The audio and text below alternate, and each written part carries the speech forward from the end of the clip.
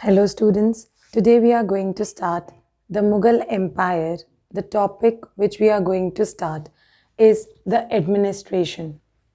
Earlier, the king was enjoying the absolute power of the administration. The administration was in the hand of the king.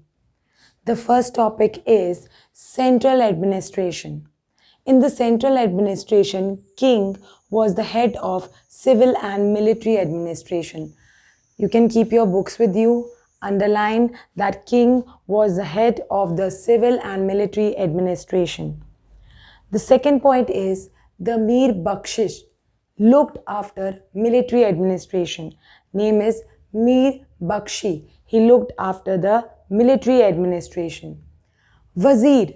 Wazir was the head of the revenue department. Whatever the revenue is being collected, Wazir is the head. Sadar-e-Sudar. Sadar-e-Sudar used to keep a record of the grants and donations given by the king. Whatever the grants and donations are given by the king, he kept a record. Sadar-e-Sudar. Khane-Saman. Khane-Saman was a person who looked after the needs of the royal house. Whatever the royal household needs were there, whatever they need, it was fulfilled by Khane-Saman. So Khane-Saman was a person who looked after the needs of the royal household. Now, the next topic is provincial administration. In the provincial administration, the whole empire of the king was divided into 15 provinces. Those 15 provinces used to be called subas, and each suba is governed by a subedar. Okay, so empire was divided into 15 provinces that were called subas, and subas are governed by a subedar. So each subha used to divide it into districts, and those districts were divided into prangans. So each subha was divided into districts. Districts were divided into parangans. Prangan means number of villages used to together called prangans. Okay, prangans are number of villages made up prangans. Next is officer in charge of town was Kotwal. Underline, officer in charge of town was Kotwal. He used to see the civil and police duty. He used to perform all the civil and the police duties are performed by Kotwal. Kotwal used to he used to court the criminals. Okay, he used to maintain the law and orders. He keep a check on the weights and measures, made a list of the people that are living in that area under his jurisdiction. So what was his duty? He used to perform all the civil and the police duties. He used to catch the criminals, caught the criminals. He used to maintain the law and order. He keep a check on weights and measures.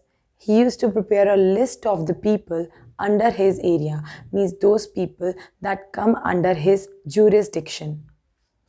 Now, the revenue. The main source of revenue was the land tax, which was being collected at that time. So, land tax paid by peasantry. Peasantry means your farmers. So, main source of revenue at that time was the land tax, which was paid by the peasantry. So, peasants used to pay the tax through ruler elites. Okay, through ruler elites, they used to pay the tax. They were called the headmen or the local chieftains. They are referred to as zamindars.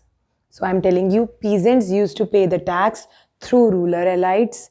They were called your local chieftain, your headman, and your headman and local chieftain referred to as zamindars. Raja Todarmal, he was the Akbar's revenue minister.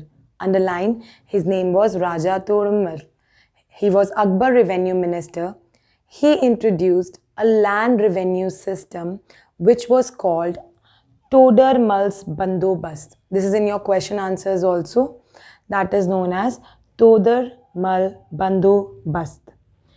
In this Todarmal's Bandobast land revenue system, the land was divided into three categories. Those three categories were good, middle, bad. So under Todarmal's revenue system, that is called Todarmal's Bandobast, the land was measured and it was divided into the three categories, that is good, middle and bad. Land revenue was fixed according to the fertility of the land. Land revenue amount was fixed according to the fertility of the land. The revenue was fixed 1/3 of the produce. Whatever the farmers are growing, 1/3 of that produce they have to give as a land revenue tax. It is their wish, they want to pay in cash or they want to pay in kind. It is totally the farmer's wish. The revenue which was being collected from the trade was less as compared to the land. We were trading at that time, we were trading with China, Central Asia and Europe. So the main items which was exported from India were the textile, spices, indigo and saltpeter. Underline saltpeter. Saltpeter is potassium nitrate, KNO3, that is used in fertilizers, preservatives, etc. So Todarmal, this Raja Todarmal, he used to carry out the survey of crops yield, that how much the land have produced the crops yield is how much, what is the price of the crop and the areas for around about 10 years. So Todarmal carried out survey of crop yields, prices and areas cultivated for 10-year period. On the basis of this data, the tax was fixed. On the basis of this data, the tax was fixed on each crop.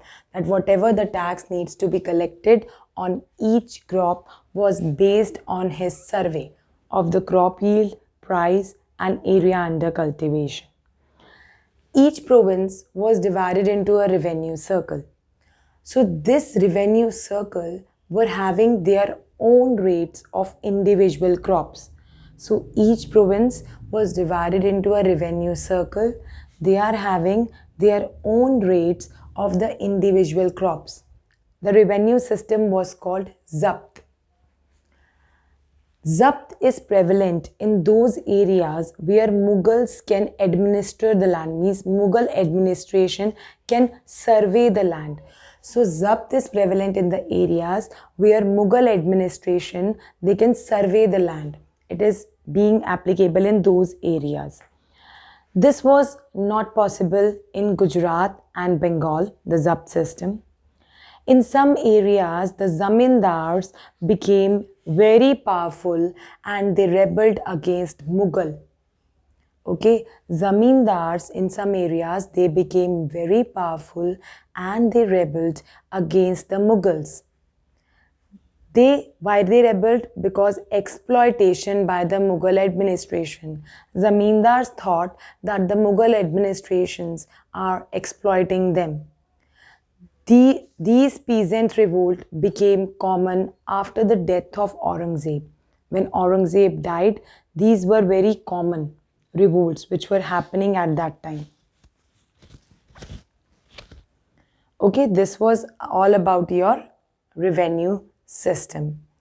The next topic is Mansabdars and Jagirdars. Now the topic starts of Mansabdars and Jagirdars. The Mansab were the rank or position. Okay, this is the most important feature of the Mughal administration.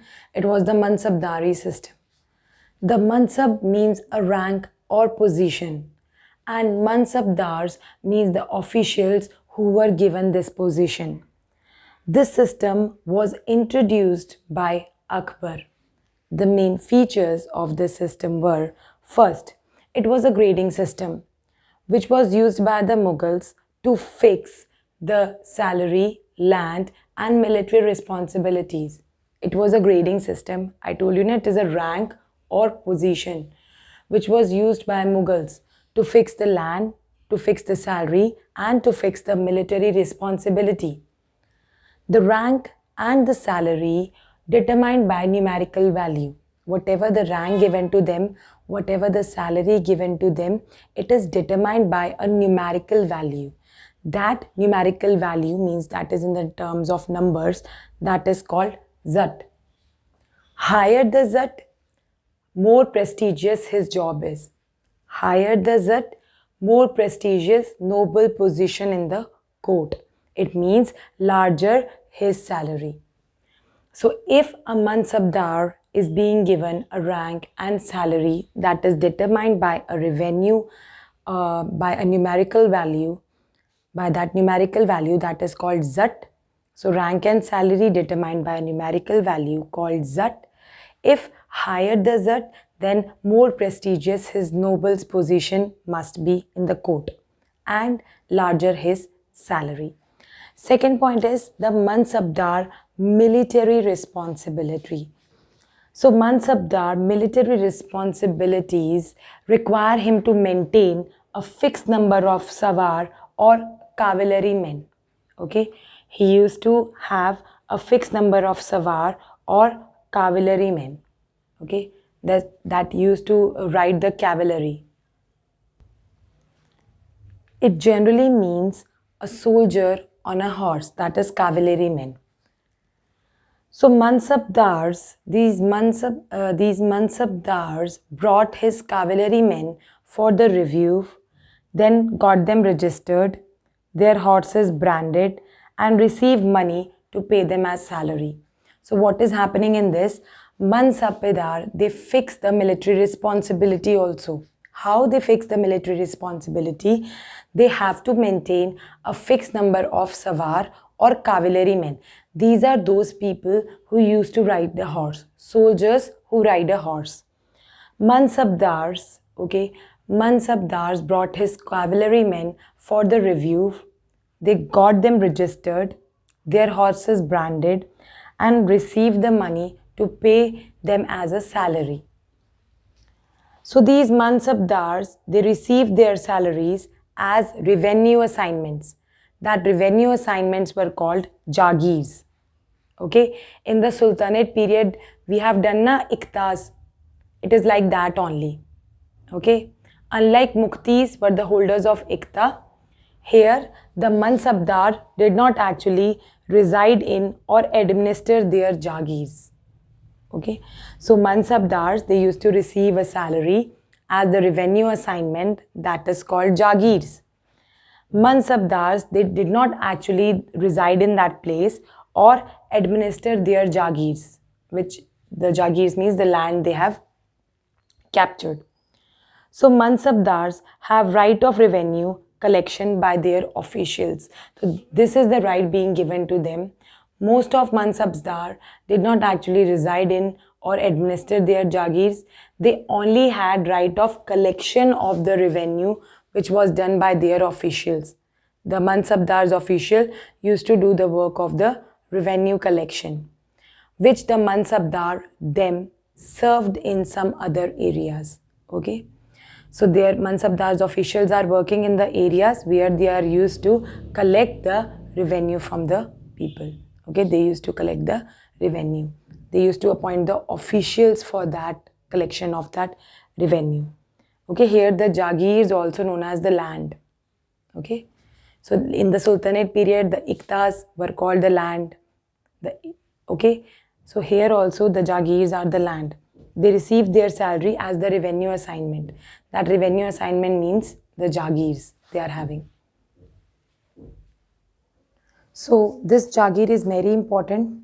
So on that jagir means that land they used to collect the revenue and that act as a salary. So in Akbar's time period, the jagirs were carefully accessed. These revenues were equal to the salary of the mansabdars. The revenues which were collected, they were roughly equal to the salary of the mansabdars.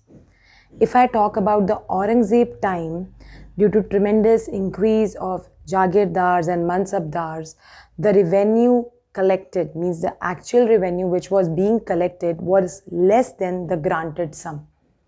The actual revenue which was being collected in the Aurangzeb time, it was much less than the granted sum. shortage was there in the number of jagirs.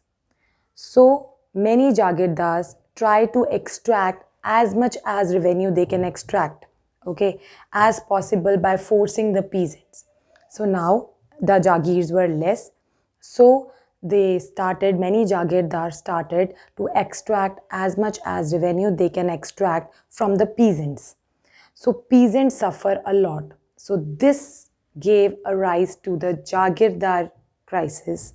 This Jagirdari crisis accentuated the fall of Mughal Empire.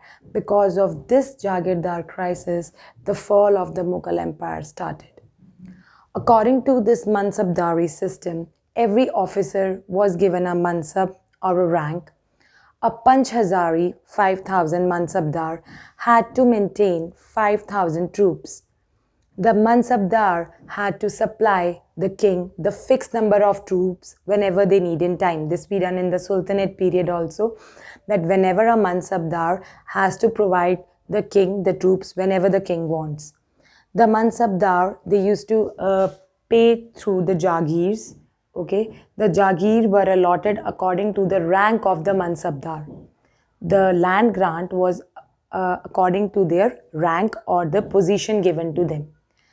The Jagirs meant that he was granted the land, not the cash. Jagir means that person is allotted the land, not the cash. A Mansabdar could be shifted from one place to another place.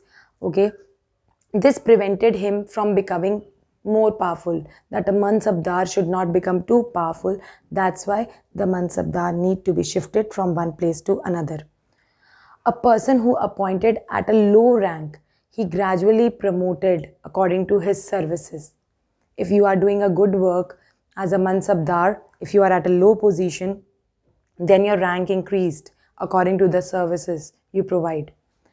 The soldiers and the horse, a fixed number of elephants, camels, had to be maintained by the Mansabdar. This is the duty of the Mansabdar, that he had addition to the soldiers, horses, fixed number of elephants and camels. It is to be maintained by Mansabdar. The Mansab is not hereditary, that the position is given to his son, then his son. It is not hereditary. Whenever a Mansabdar died, his Jagir could be taken back and allotted to someone else. That is the king's wish. Okay, if he dies, so Jagir could be taken and it is allotted to someone else. So understood? This was your administration system. Thank you and have a nice day ahead.